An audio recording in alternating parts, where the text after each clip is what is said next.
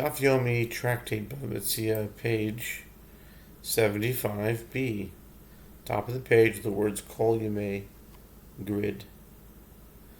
All the dry days during the summer when it does not rain are viewed as one period, meaning that if they each agreed to work one day, the dry days are viewed as though they were all exactly equal in length, despite the slight differences between them.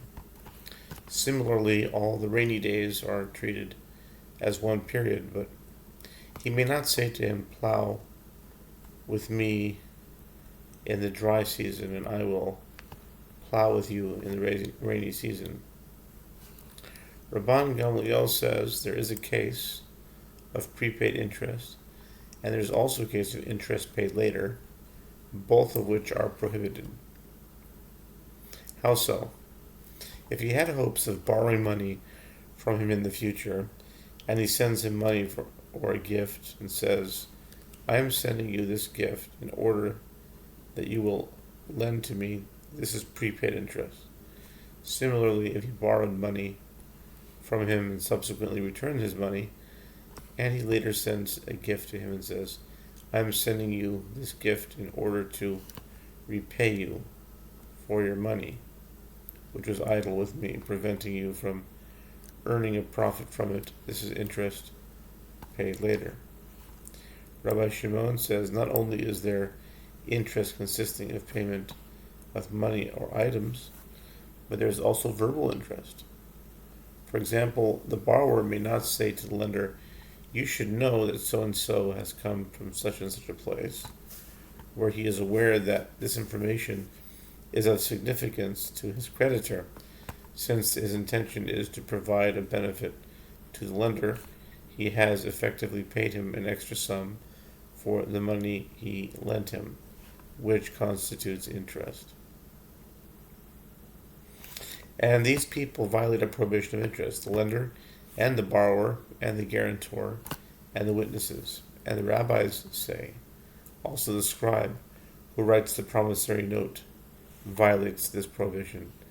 These parties to the transaction violate different prohibitions.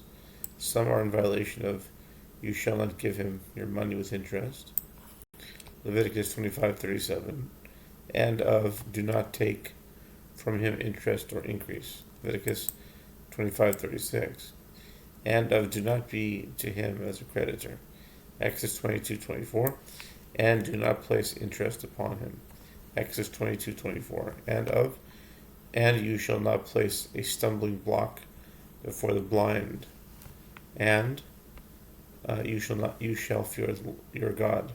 I am the Lord, Leviticus 19:14.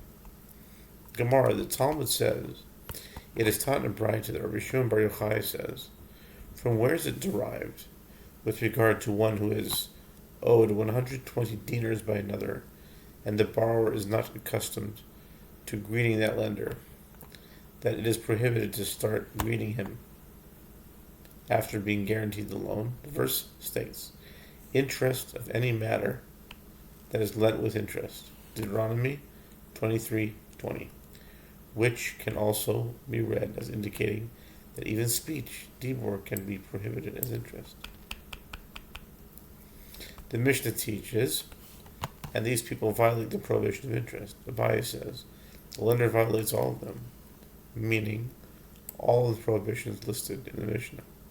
The borrower violates the prohibition of "you shall not lend to your brother with interest," Deuteronomy 23:20, as he enables his brother to lend with interest.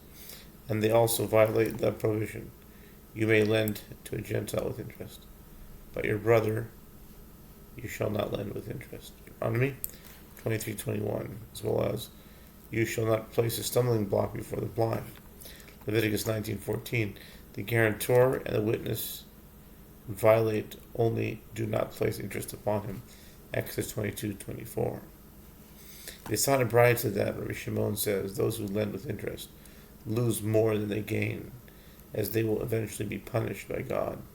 Moreover, a loan of this kind desecrates the name of heaven, as they cause it to seem that Moses, our teacher, is a scholar and his Torah is true. This is a euphemism. Rabbi Shimon means that their actions make a mockery of Moses and his Torah. And this is because they say, had Moses, our teacher, known that there was a prophet involved in the matter, he would not have written it as a prohibition. Not only do they violate a mitzvah, but they also belittle the Torah.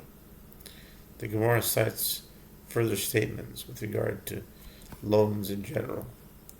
When Rav Dimi came from Eretz Yisrael, he said, "From where is it derived that with regard to one who is owed 100 dinars by another and knows that the borrower does not have the funds to repay him, that it is prohibited for him to pass before the borrower so as not to embarrass the borrower and cause him discomfort?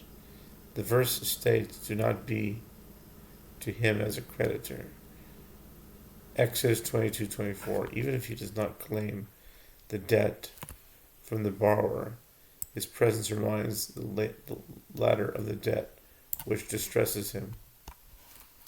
Rabbi Ami and Rabbi Asi both say that if one upsets another in this way, it is as though he sentences him to two types of punishments.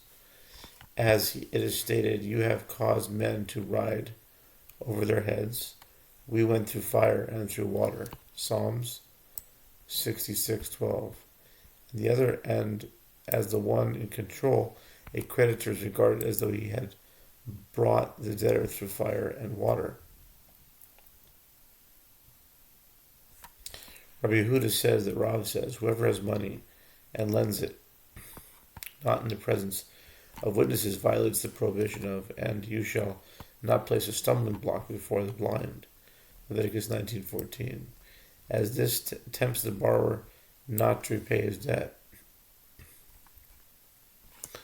And Reish Lakish says he brings a curse upon himself, as it is stated, let the lying lips be dumb which speak arrogantly against the righteous, with pride and contempt. Psalms 31:19. As when the lender comes to claim his money, without any proof, people will think he is falsely accusing the borrower, and they will end up cursing him. The Gemara cites a related incident. The sages said to Rav Ashi, Ravina fulfills all of the directives that the sages say. Seeking to test him, Rav Ashi sent a messenger to him close to sunset on the eve of Shabbat at the busiest time of the week with the following request. Let the master send me 10 dinars as a loan, and as I have happened upon a small piece of land for an acquisition, and I need the money. Ravina sent a message to him, let the master bring witnesses, and we will write a written document for this loan. Rav Ashi sent a message to him, even I as well? Do you suspect me of shirking payment? Ravina sent a message to him, all the more so. It is necessary to document the loan to the master, who is occupied with his studies, and therefore very likely to forget, and I will thereby bring a curse upon myself.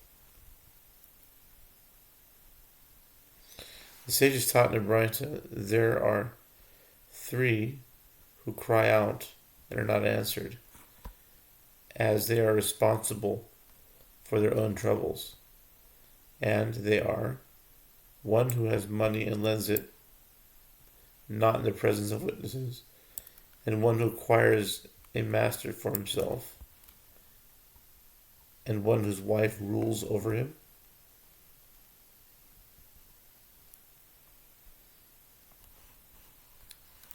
The Gemara clarifies, one who acquires a master for himself, what is it? There are those who say that it is referring to one who attributes his property to a Gentile. He falsely claims that his possessions belong to a Gentile in order to evade his obligations, thereby inviting the Gentile to take advantage of this declaration. And there are those who say that it is referring to one who writes a document bequeathing his property as a gift to his children in his lifetime, as he becomes financially dependent on them, And there are those who say that it is referring to one who has bad fortune in this town, but does not go to a different town. He is consequently responsible for his own misfortunes. Hadron Allah Ezuneshech. This concludes the 5th chapter of Metzia, Ezuneshech, and we're starting the 6th chapter of Sofer, immediately, with the Mishnah at the bottom of the page. The Mishnah says, with regard to one who hires artisans or laborers, they deceives one another. They have nothing but a grievance against one another, and they have no financial claim against the deceptive party. If one hired a donkey driver or a potter to bring posts for a canopy or flutes to play in honor of a bride or the dead, or if he hired laborers to bring up his flax from the redding tub, meaning, in other words, the container of water in which flax is placed in the first stage of the manufacture of linen. Likewise, any matter that involves financial loss, if not performed on time, and the laborers reneged. This occurred in a place where there is no other person to perform the task. He may hire replacements for a large fee at the expense of the first workers, or deceive them to get them to return to work. The Mishnah states a related halacha. With regard to one who hires artisans or laborers to perform work, and they reneged on the agreement midway through the work, they are at a disadvantage. They must ensure that the employer does not suffer a loss.